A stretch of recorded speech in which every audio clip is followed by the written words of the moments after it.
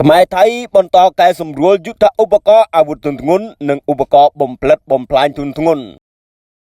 នៅរុស្ស៊ីថ្ងៃទី31ខែតុលាឆ្នាំ2025នេះនៅច្រកព្រំដែនអូស្មាច់ខេត្តឧត្តរមានជ័យយុទ្ធភូមិភាគទី4កម្ពុជានិងកងទ័ពភូមិភាគទី2ថៃបានរៀបចំកិច្ចប្រជុំពិសេសនៃគណៈកម្មាធិការព្រំដែនថ្នាក់យុទ្ធភូមិភាគកម្ពុជាថៃ RBC សម្រាប់ពិភាក្សាលើការកែសម្រួលអាវុធនិងយុទ្ធឧបករណ៍បំផ្លិតបំផ្លាញទន់ធ្ងន់បន្ទាប់ពីកិច្ចប្រជុំពិសេសក្រុមហត្ថលេខារដ្ឋាននៃគណៈកម្មាធិការព្រំដែនថ្នាក់យុទ្ធភូមិភាគកម្ពុជាថៃ RBC កាលពីព្រឹកមិញនេះ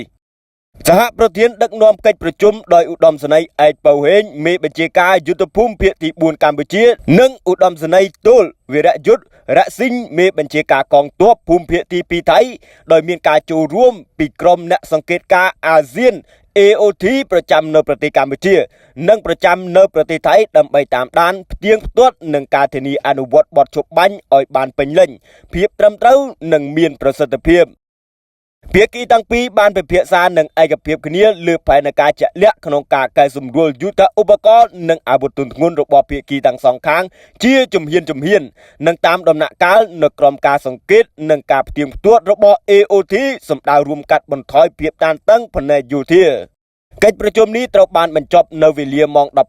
15:47 នាទីជាលទ្ធផលភាគីទាំងពីរបានព្រមព្រៀងនឹងចុះហត្ថលេខាលើកំណត់ហេតុរួមស្ដីពីការកែសម្រួលយុទ្ធឧបករណ៍អាវុធទន់ធ្ងន់និងឧបករណ៍បំផ្លិតបំផ្លាញទន់ធ្ងន់